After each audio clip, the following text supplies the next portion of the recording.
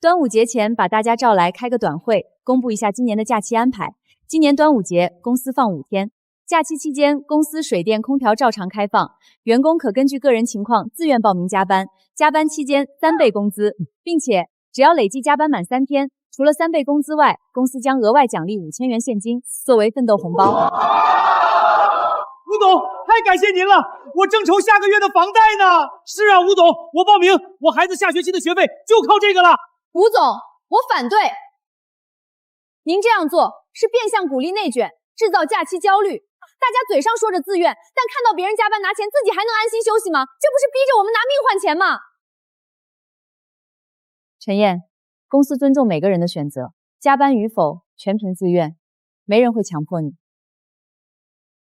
这个政策是为了给那些家庭负担重、确实需要钱的同事提供一个合法合规的增收渠道。你如果想休息，那就好好享受你的5天长假，没人会说你什么。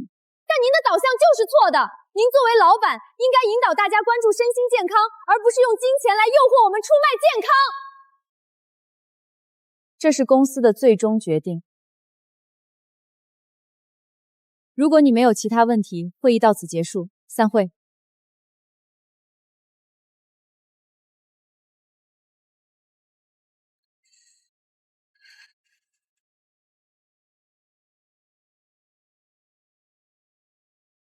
进。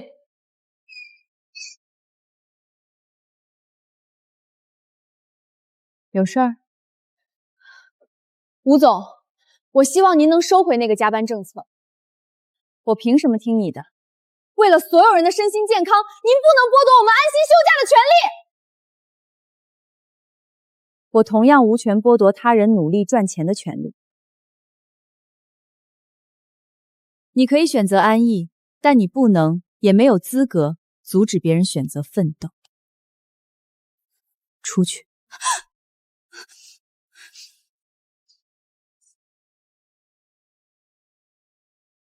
刘哥，你说我做的对不对？他就认钱，根本不关心我们员工的死活，满脑子都是压榨。小陈，你做的太对了，你简直是咱们公司的吹哨人，就得有你这样的年轻人敢站出来跟这种万恶的压榨文化做斗争。可是他根本不听我的，我能怎么办？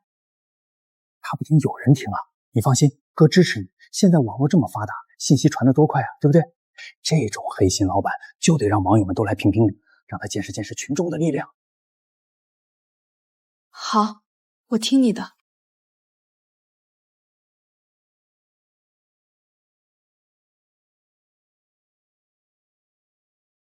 明天见啊。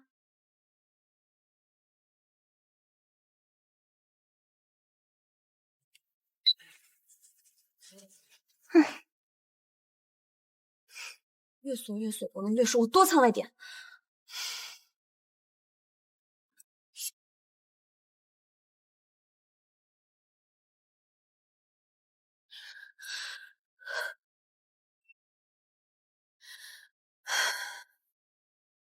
大家好，我是一个刚刚毕业的实习生。今天我们老板宣布了端午节的福利政策。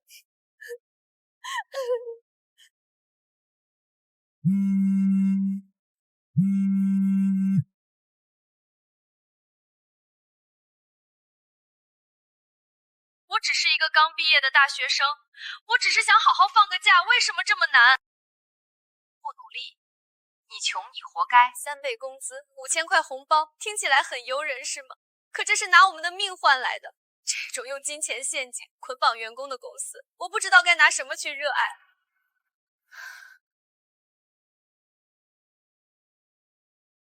这是什么黑心老板娘？2026年了，还有这种事？姐妹快跑！这种公司不值得。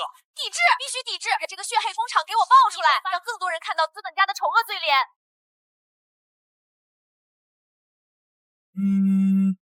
红色警告，服务器流量异常，已崩溃。吴总，请问网上的爆料是真的吗？你们公司是不是在变相强制员工加班？吴总，对于黑心老板的名称您怎么看？让下，麻烦让下。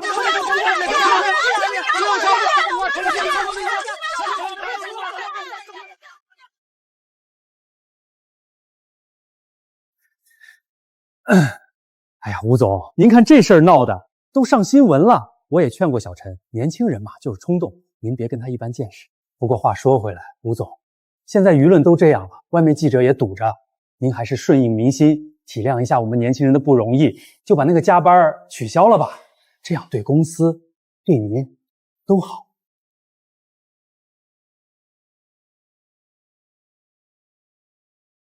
吴总，1000万播放量，几百万的转发和评论，现在全网都站在我这边，我代表的就是所有打工人的心声。我劝你立刻马上取消端午节加班政策，并向所有员工公开道歉，不然劳动监察大队的电话估计已经在路上。是啊，吴总，小陈也是为了大家好。吴总，不好了，人社局打电话说收到了匿名举报，下午就要派人来公司调查。听到了吗，吴总？我这叫替天行道。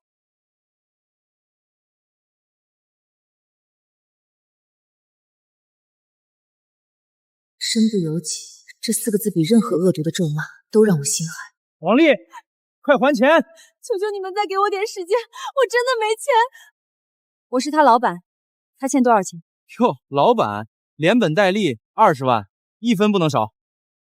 账号给我。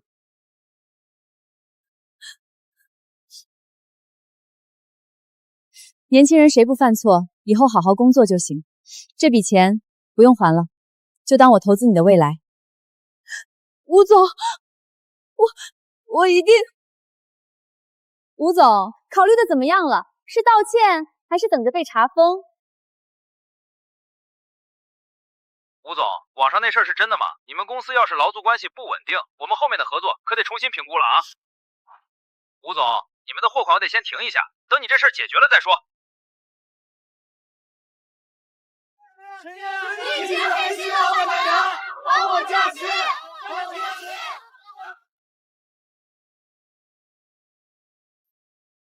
吴总，不能再等了，我们必须马上公关，舆论已经彻底失控了。我们把完整的端午福利政策，还有所有员工加班的签名确认奖全部公布出去。吴总，白纸黑字，铁证如山，我们用事实说话，谣言不攻自破。吴总，您还是先看看这个吧。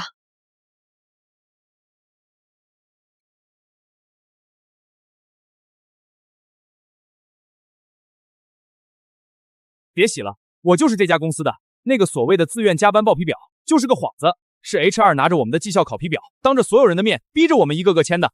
谁敢不签？不签就等着被优化吧。呵呵，资本家的手段你们想象不到。不用解释了。吴总，为什么？再不澄清我们就彻底完了呀！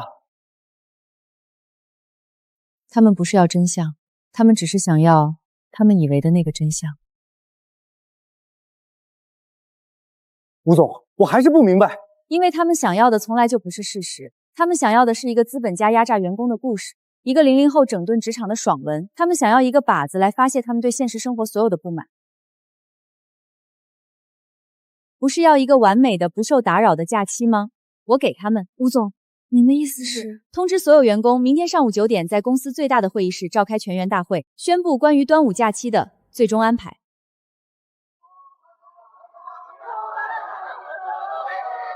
家人们看到了吗？这就是团结的力量。资本家看似强大，但在我们真正的正义面前，也不得不低头。各位同事，大家早上好。关于最近网上的风波，以及大家对于端午假期安排的疑虑，我代表公司向大家表示诚恳的道歉。资本家低头了，00后整顿职场大成功，小姐姐好样了，你赢了。经过深刻的反思，我们认识到之前的加班政策确实没有充分考虑到大家对身心健康的追求，这违背了我们公司以人为本的初衷。因此，为保障全体员工的身心健康，积极响应广大网友的呼吁，公司决定取消端午期间的全部自愿加班安排，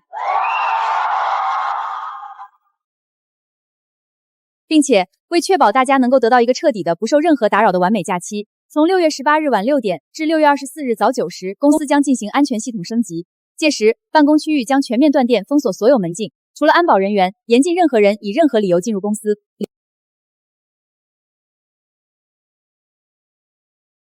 吴总，我看到了网上的新闻，我无法与一家企业文化如此不稳定、员工毫无契约精神和职业素养的公司进行合并。我女儿苏韵明天会以实习生的身份到公司，她将对你的团队进行最终的评估。周五之前，她会给我一份决定性的报告，这份报告将直接决定我们的合并是继续还是与者终止。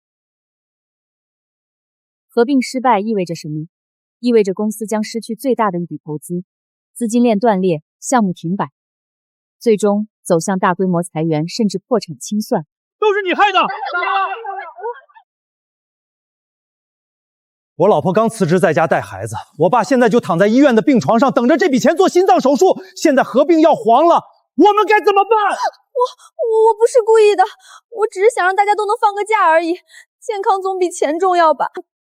老子是家里的顶梁柱，我老婆上个月刚生了2胎，全家就等着我这笔项目奖金给孩子买进口奶粉。陈燕，你自己不想干了，想当网红，凭什么拉着我们所有人一起？就是，如果公司这波撑不过去，我们今天全部都得失业。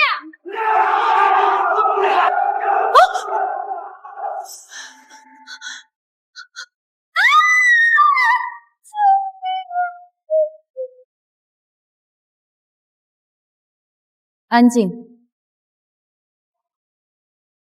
大家刚刚闹得那么凶，现在应该都把眼下的局势看得很明白了。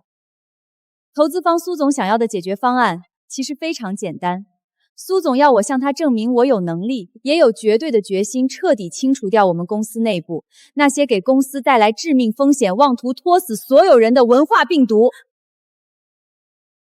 现在摆在你们所有人面前的只有2个选择：第一，痛痛快快地交出那个在背后点火的人，以及所有跟着他煽风点火、推波助澜的核心同伙。只要交出名单，我会把处理结果直接汇报给苏总，这能保住你们大多数人的工作，保住大家赖以生存的饭碗，也保住我们这次改变命运的合并机会。第二，你们可以继续高举你们所谓的正义大旗，继续讲你们那些感天动心的团结，尽情去维护那个差点毁掉你们全家生计、砸了你们饭碗的伟大先锋。然后所有人一起为他陪葬。我只给你们5分钟时间考虑，现在倒计时开始。陈燕，你听到吴总说的话没有？如果公司倒了，我下个月的房贷你去给我还吗？我老婆刚生了2胎，就等着这笔加班费，我们全家的生路，我今天绝对跟你没完。我真的不是这个意思，我只是想让大家都能好好放个假，争取点福利啊！放假，工作都没了，你以后天天在家放假，你这下满意了，开心了？吴总您一定要明鉴呀！您看清楚了，这一切全都是他一个人暗中策划的。吴总，各位同事，是他主动跑来找我，大言不惭的说什么要整顿职场，要当反内检的先锋大 V。我当时一听就觉得这小丫头思想有问题，心术不正。德哥，你明明不是这么跟我说的，你当时还拍着我的肩膀夸我干得漂亮，说早该有人站出来给老板点颜色看看了。你胡说八道，血口喷人！我那完全是为了稳住你，我是为了保全公司，忍辱负重，在卧底取证啊！我刘勇说的每一句话，苍天可见。吴总，各位亲爱的同事，你们要相信我的人品，我跟这种破坏公司大局的人绝对不是一伙的。吴总，对不起，我猪油蒙了心，我对不起您这么多年对我的栽培。是陈燕一句一句教我那么说的，我朋友圈那个声讨公司的视频也是他逼着我转发的。王丽，你疯了吗？我们昨天晚上在群里不是说好了要同进同放屁？是你大半夜给我洗脑，跟我说只要我们在网上把舆论闹得足够大，投资方害怕了，老板就一定会向我们妥协。是你亲口跟我保证，到时候我们非但不用周末加班，老板为了平息众怒，还会给我们每个人发一精神赔偿金。什么？原来是为了钱，为了敲诈公司，我还真以为他是舍己为人，为了什么正义。我就说嘛，这世上哪有这么好心出头的人？原来是想拿我们全公司的人当枪使，给他自己捞好处，制造热没错，我作证，他当时就是这么跟我说的。他说事成之后，只要他成网红了，绝对少不了我的封口费。幸亏我刘勇为人正直，一身正气，一眼看穿了他的阴谋诡计，没上他的贼当。我鬼迷心窍，家里急着用钱，我真的知道错了。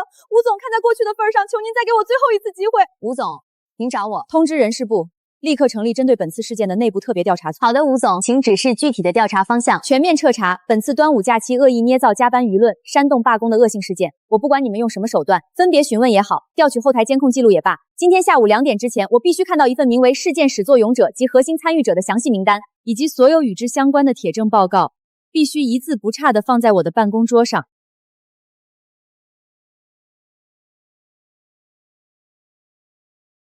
吴总，您找我们。针对刚才会议室的暴动事件，公司需要立刻完善规章制度，绝不能留有任何漏洞。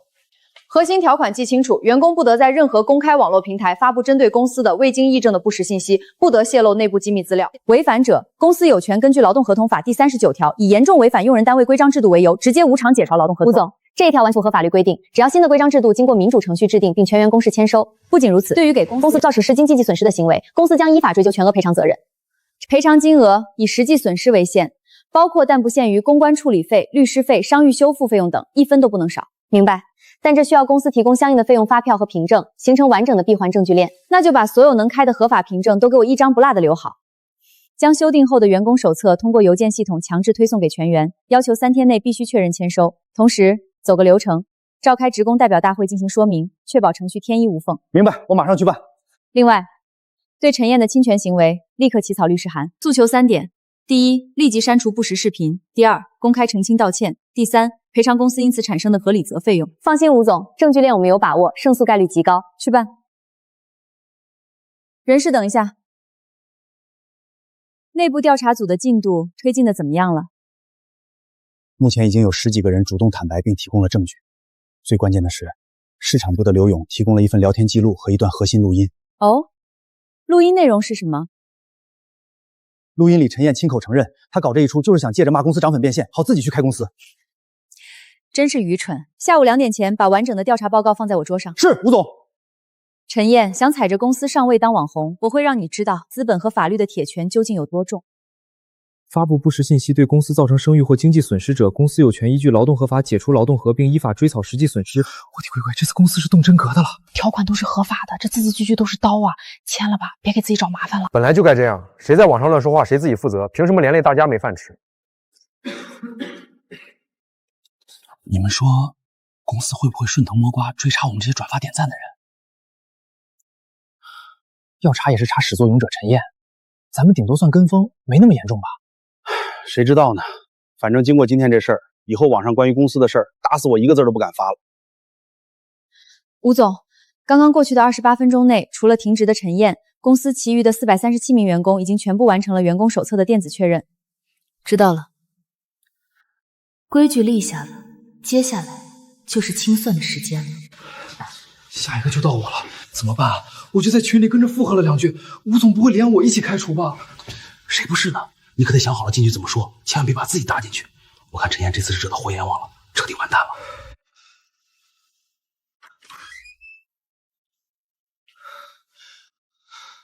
怎么样？怎么样？我就实话实说，我说陈燕在群里煽动大家转发，我只是一时糊涂跟着点了转发。那他们会追究你吗？调查组说看情节轻重，这次主要追查核心组织者。那就好，那就好，吓死我了。各位，不用紧张嘛，身正不怕影子斜。我们只要把知道的都如实告诉调查组，就是帮公司揪出害群之马。我们不仅无过，反而都是功臣。刘勇，坐吧，说你知道。组长，天地良心啊！我早就觉得那个陈燕不对劲儿了。他一个刚毕业的实习生，哪来那么大的胆子，敢跟吴总叫板？我为了公司的利益，为了保护吴总，只能牺牲自己的名誉，假意接近他，跟他虚与委蛇，做个卧底。你们看，这些都是我卧底取证时套出来的他的心里话。我鼓励他，给他出谋划策，全是为了让他放松警惕，暴露他真实的险恶目的。就这些。其实，为了拿到最核心的证据，我还行了一步险招。刘哥，你等着瞧吧，等我火了，我就自己开个 MCN 公司，到时候哥你过来帮我给你原始股份。他就是想红，他是把我们全体员工和公司当成他上位的垫脚牌啊！知道了，东西留下，你可以出去了。哎，好嘞，有什么需要配合的，随时叫我，我永远站在吴总这边。吴总，调查报告全部汇总出来了，包括刘勇提供的聊天记录和录音文件，证据链非常完整，无懈可击。吴总，按照您的指示，起诉陈燕的律师函已经准备就绪，其中包括公关顾问费5万元、法律法足线费3万元，以及初步估算的品牌商誉修复费用4万元，合计约12万元人民币。每一笔费用我们都有正规合同和发票作为呈堂证证。可以，算得很清楚。另外，他恶意剪辑视频，在公司群内捏造事实、煽动罢工的行为，已经严重违反了公司最新生效的规章制度。依据员工手册和劳动合同法第39条，不需要任何赔偿金，直接解除劳动合同，立刻将他扫地出门。明白。如果他不配合，拒绝签字，我们可以第一时间通过劳动仲裁和法院民事诉讼程序强制执行。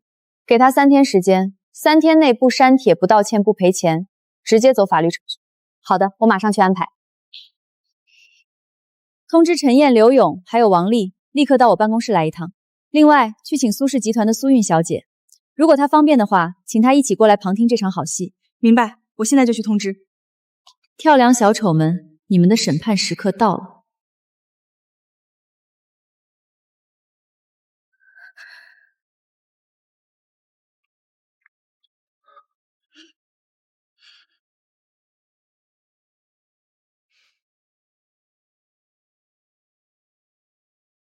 我粉丝起码涨到100万，成了反内检的意见领袖。我就自己开个 MCN 公司，到时候哥你过来帮我，我给你股份。不，这不是我说的，这不是我，这是合成的。吴夕瑶，你为了打压我这个实习生，居然用这种下作的手段。吴总，我对不起您啊！他利用我的善良，欺骗我的感情，我为了拿到这些铁证，忍辱负重，每天陪他演戏，我心里苦啊，吴总。刘勇，你的表演结束了吗？陈燕，因恶意捏造不实信息，通过网络散布谣言，严重损害公司声誉，你的行为已构成严重违反公司规章制度。依据劳动法第39条及公司员工手册第7章相关规定，公司高层联合法务部决定，即日起单方面解除与你的劳动合同。吴总，我是为了大家的权益发声。同时，公司法部已正式向你发出律师函，请你立即删除全网所有不实内容，并原发布频道公开澄清道歉，置顶不少于30天。关于赔偿问题，公司将根据实际产生的公关费、法务费以及合并案受阻造成的名誉损失，依法向你追诉，合计约12万元。12万？我一个刚毕业的实习生，我哪来那么多钱？每一笔费用都有盖章的合同和税务发票作为凭据。如果你对事实认定有异议，你可以去申请劳动仲裁。我不是，我没有造谣。陈燕，这是解约通知书和律师函副本，请你签字确认。如果你拒绝签收，我们将直接完成最后法律程序。我不签，我不承认，你们休想开除我，我是正义的。拒绝签收不影响送达效率，分期支付这12万是你现在唯一的退路。但是澄清道歉和删帖，今天日落前必须完成，否则公司法务部的天团会让你亲身体验什么叫强制执行。吴总，您刚才那招杀鸡儆猴简直是教科书级别的公关手腕，太高明了。不过话说回来，这次能这么快平息风波，我也算是提供了最核心录音证据的大功臣吧。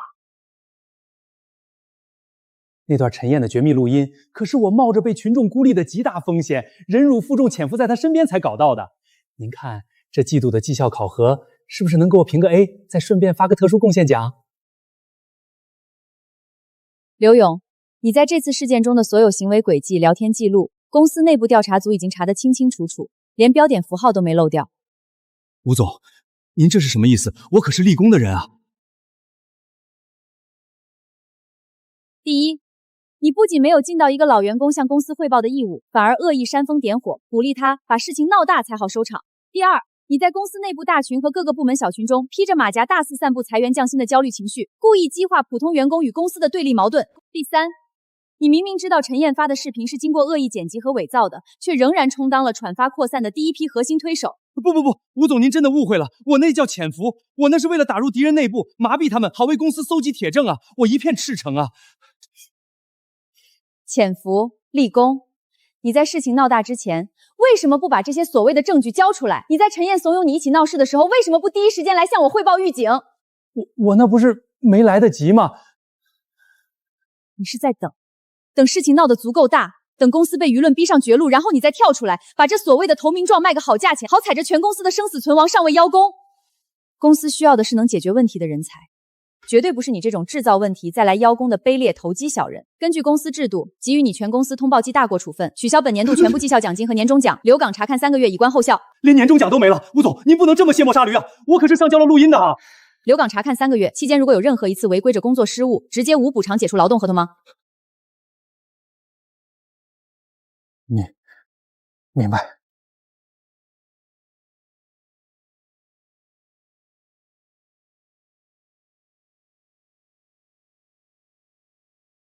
这个女孩是我从实习生一手带出来的嫡系徒弟，我倾注心血教她做业务。几个月前，我自掏腰包拿出20万替她还债，甚至培养她，而她回报我的却是在公司生死存亡之际，跟着陈燕起哄背刺我。王丽，你是主动转发不实信息，并在大群里参与煽动情绪的，你的行为已经严重违背了公司对员工的底线，也辜负了我对你的信任。吴总，对不起，我错了。我真的是被陈燕蛊惑了，他说只要闹一闹，大家都能拿精神补偿。我当时脑子一热，我真的念在你是受人利用，且事后认错态度较好，公司法务部不会追究你的巨额赔偿责任。但是你已经不适合继续留在这家公司了，自己去走程序提离职吧。吴总，我求求您再给我一次机会，我以后……你当初跟我借的那20万不用还，就当是我拿这20万买断我们这一场师徒情分。从此以后，你我之间两不相欠，你走你的阳关道，我过我的独木桥，好自为之。吴总，谢谢您，对不起，真的对不起。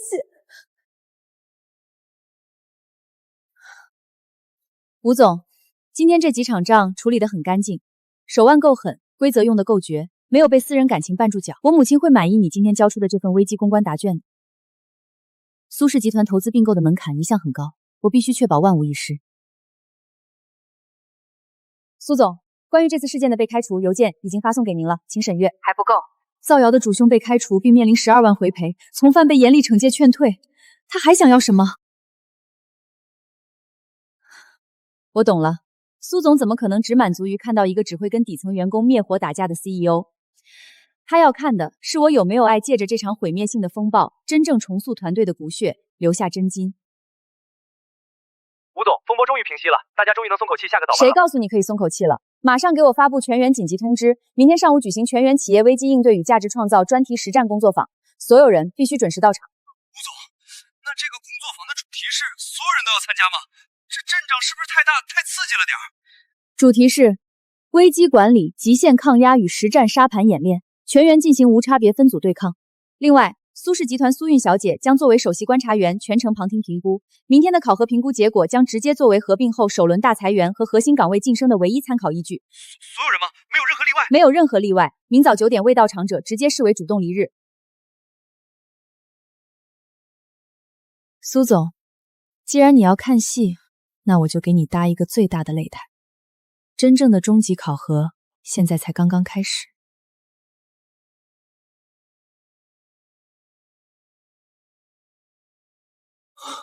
演练评估结果将直接作为合并后大裁员的唯一参考依据。这哪里是培训？这明明就是变相的大清洗啊！吴总这是疯了吗？上午刚开除了陈燕，下午把刘勇打入冷宫，王丽直接走人，现在还要把我们全员放在火上烤，他就不怕大家集体辞职吗？完了完了，死定了！我上午还觉得陈燕可怜，在摸鱼群里帮他的造谣视频点了个赞。吴总现在搞全员无差别实战考核，一定是为了把我们这些站错队的异类全揪出来开除泄愤。闭嘴，别自己吓自己，就点个赞不至于。今晚别睡了，赶紧跟我一起把所有经典的危机公关案例和底层逻理模型全背下来。今夜的极度恐慌是为了明天那场烈火的淬炼。让我看看，当大浪淘沙过后，你们中间到底谁才是公司真正需要的耀眼真金？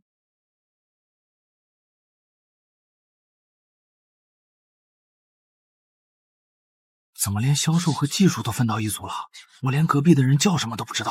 听说这次是末位淘汰，要是考核不过关，当场开除。吴总昨天刚开除陈燕，今天又搞这种阵仗，这是要清洗我们啊！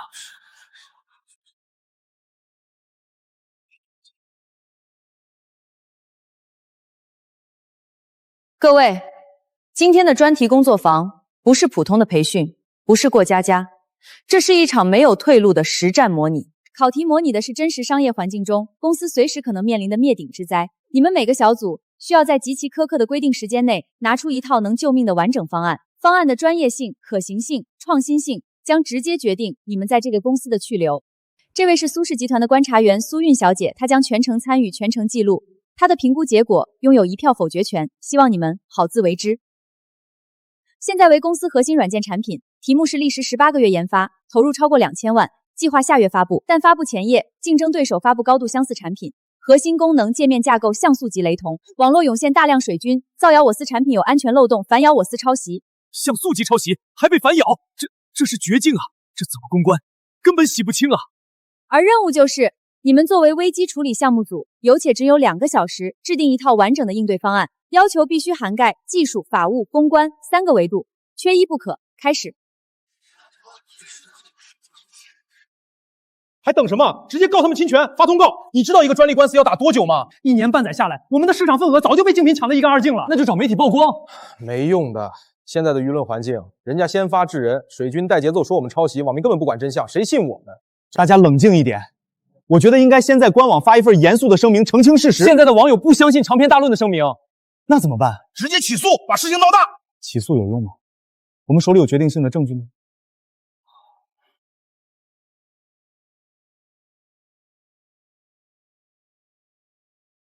大家听我说，你们的思路都太局限了。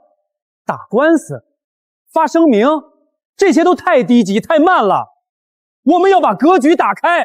我建议公司立刻马上召开一场全网直播的新闻发布会。新闻发布会说什么？主题我都想好了，就叫一个创业公司的血泪史。我们不要去跟人掰扯什么技术参数、什么代码证据，那些老百姓听不懂。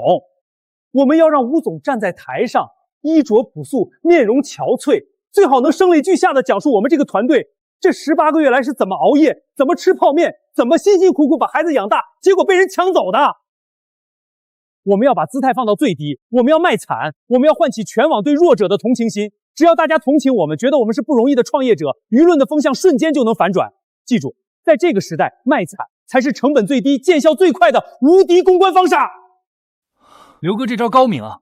我们作为受害者，这眼泪一掉，谁还忍心骂我们？这比什么证据都管用。对，现在网民就吃示弱这一套，咱们只要哭得惨一点就行。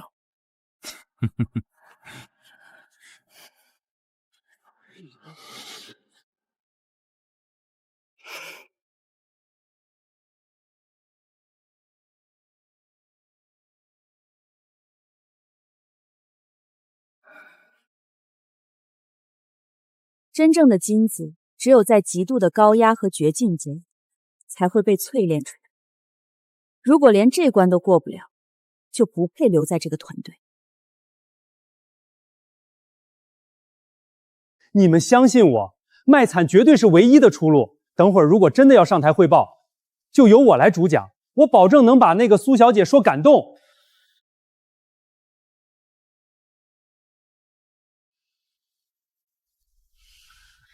陈宇，你要干什么？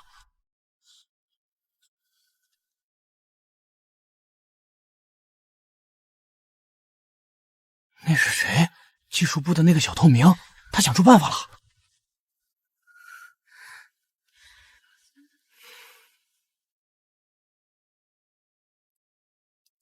第一，技术层面，我们不需要做任何口头辩解，也不用在网上跟人对骂，立刻在最权威的开发者社区上全面公开我们软件核心代码的时间车证据，以及整整18个月的完整版本迭代记录，什么时候提交的架构，什么时候修改的 bug， 每一行代码的演进历史一清二楚。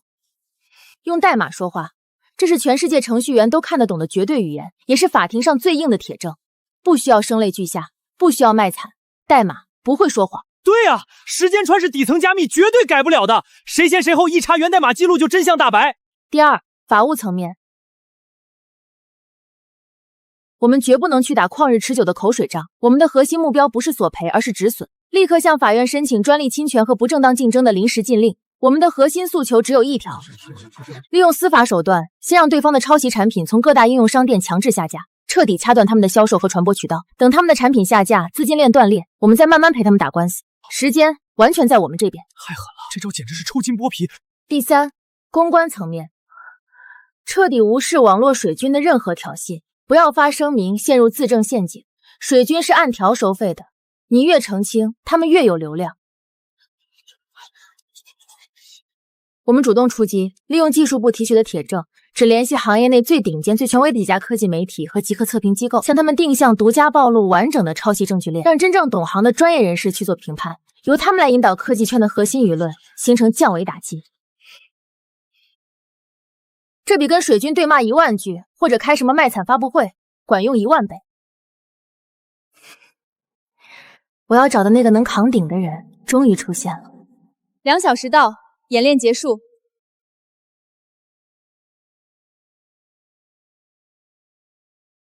现在，我作为苏氏集团的观察员，宣布最终评估结果。首先，第3组，你们提出的以卖惨为核心的公关发布会方案，是本次全场乃至我职业生涯见过的最愚蠢、最劣质的方案。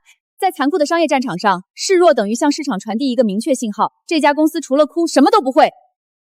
这无异于向所有人承认，你们的产品一塌糊涂，你们的管理如同草台班子，一个错误的决策足以葬送整家公司，而你们的方案就是亲手按下公司毁灭倒计时的引爆器。不是的，苏小姐，您听我解释，现在的网民……闭嘴，资本不听废话。与之相反，第17组给出的方案展现了教科书级别的危机处理逻辑。技术自证清白，釜底抽薪；法务快准狠，申请禁令，震慑宵小；公关借力打力，反转舆论。3个维度环环相扣，没有一句废话。提出这个方案的人，你的战略思维和执行逻辑已经完全具备了集团产品战略负责人的能力。借着这次演练，我正式宣布2件事：第一，陈月从今天起破格提拔为新公司核心产品事业部总监，直接向我汇报。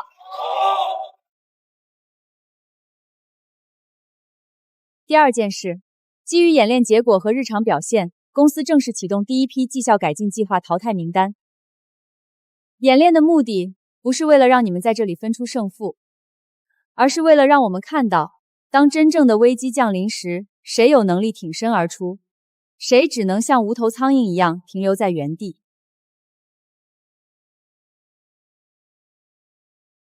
根据苏韵小姐给出的极其专业的沙盘评估，并结合你们近期日常工作表现，本次演练共有5名员工将直接进入后续的绩效改进计划，其他人员岗位暂不变更。财务部张伟在方案中缺乏创新，团队协作评估分极低，参加为期1个月的绩效改进计划。行政部李芳在讨论环节多次偏离核心主题，未提出建设性建议，参加1个月绩效改进计划。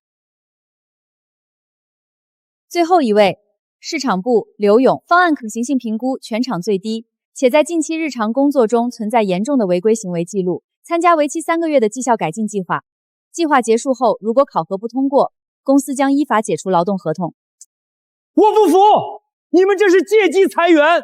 我是老员工，我昨天还给公司提供了内幕录音，你们不能过河拆桥。刘勇，你在造谣事件中的行径，公司已经给了你记大过的处分，而这次的演练评估，你是全场垫底的倒数第一。绩效改进计划是公司给你最后的机会，不是对你的惩罚。如果你能把满脑子投机学好的精力分一半用在提升业务能力上，3个月后你还能留下来。如果你继续撒泼，谁也救不了你。完了，全完了。各位，今天的工作庭到此结束，感谢苏韵小姐的专业评估，散会。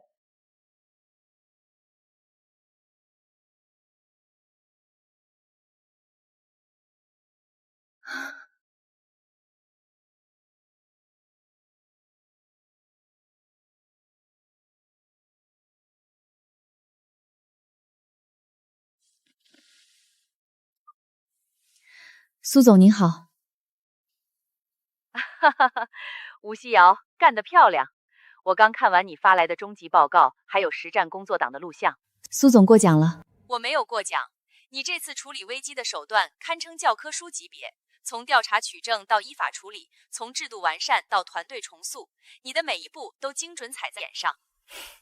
苏总过誉了，这是我应该做的。尤其最后那个工作坊，我女儿苏韵跟我说，你特意安排了这场绝境沙盘，简直是一步妙棋。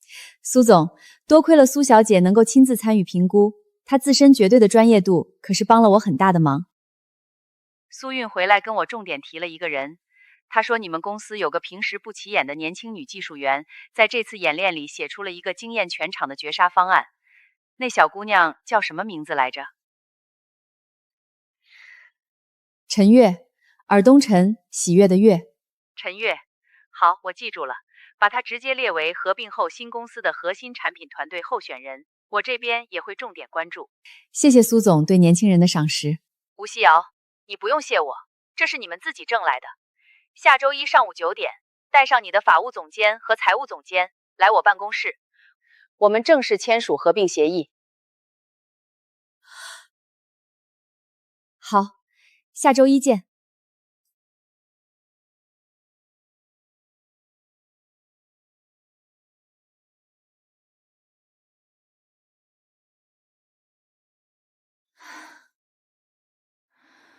这场仗我赢了，不是靠像泼妇一样吵架，也不是靠霸王条款，而是靠无懈可击的规则、铁证如山的证据，还有团队真正的实力。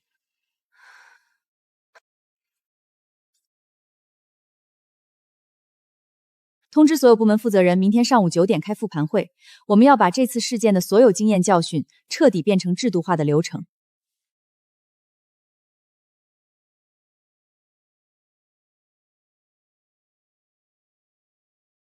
我不是来安慰各位的，我今天站在这里是要宣布2件事，2件关乎我们所有人未来的事。第一，经过最后的艰难谈判，公司与苏氏集团的合并案正式通过。通过了，吴总，真的通过了。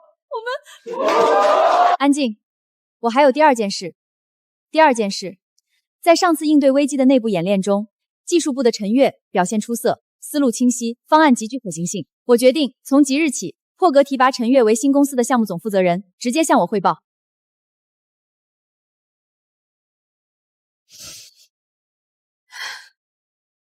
太好了，陈月真是好运嘉宾，一步登天。看来吴总这次是动真格的了。合并成功只是给了我们一张继续留在牌桌上的门票，能不能赢靠的不是苏氏，而是我们自己，是你们每一个人。我提拔陈月不是因为他会搞关系，恰恰相反，他是我们当中最新的血液。我提拔他只因为一件事，在关键时刻他能创造价值。所以从今天起，我要彻底改变过去那种论资排辈、磨公公也能拿高薪的模式。我宣布，公司将立刻实行全新的项目分红制度，所有人的收入将不再仅仅与你的职位、你的工龄挂钩，而是与你为项目创造的实际价值直接挂钩。你为公司赚100万，我就敢分给你20万。你原地踏步，就别怪公司让你挪位置。我不管你是刚毕业的实习生，还是10年的老员工，在新制度下，只有2个标准：能者上，庸者下。会议结束，从现在开始，用你们的业绩来证明你们留下来的资格。散会。吴总，恭喜您这手力挽狂澜，真是我们业界的楷模。过奖了，是大家共同努力的结果。听说现在想进吴总的公司比登天都难啊！您这块金字招牌是彻底立住了。西瑶，忙坏了吧？借一步说话。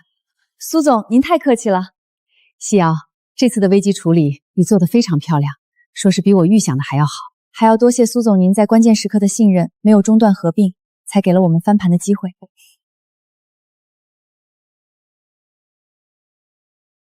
吴希瑶，你知道吗？其实你们公司那个叫陈燕的员工，在网上爆火的负面视频，是我女儿苏韵发现后，第一时间截图发给我的。苏总，您这是什么意思？意思就是，那场危机从一开始就在我们的掌控之中。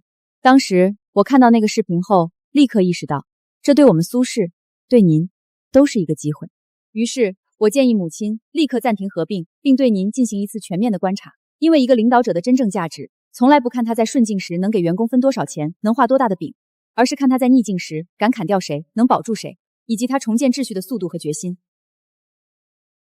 所以，我提交的每一份报告，每一次决策，您提交的每一份报告我都看了，从淘汰名单的决断，到提拔新人的魄力，再到重塑激励制度的远见，每一步都超出了我们的预期。恭喜您，吴总，您通过了这场最终测试。原来从一开始我所面对的就根本不是一场简单的劳资纠纷和舆论危机，而是一场由我未来最强大的盟友亲手为我布局的关于领导力、魄力和人性的终极面试，更是一场代价惨动却无比漂亮的翻身仗。温室里长不出参天大树，西瑶，苏氏需要的不是一个只会守城的合作伙伴，而是一个能在狂风暴雨中带领舰队杀出重围的领航员。事实证明，我的提议没有错。你在危机中的每一步决策，我们都看在眼里，不破不立。你交出了一份完美的答卷。我并非输给了员工的贪婪和愚蠢，而是用这场硬仗赢得了最强大的合作伙伴和公司真正的未来。苏总、苏小姐，为了我们共同的未来，干杯！好，干杯！合作杯中的酒液，一如这复杂而真实的世界，绝对的实力才是在这片残酷丛林里安身立命的唯一根本。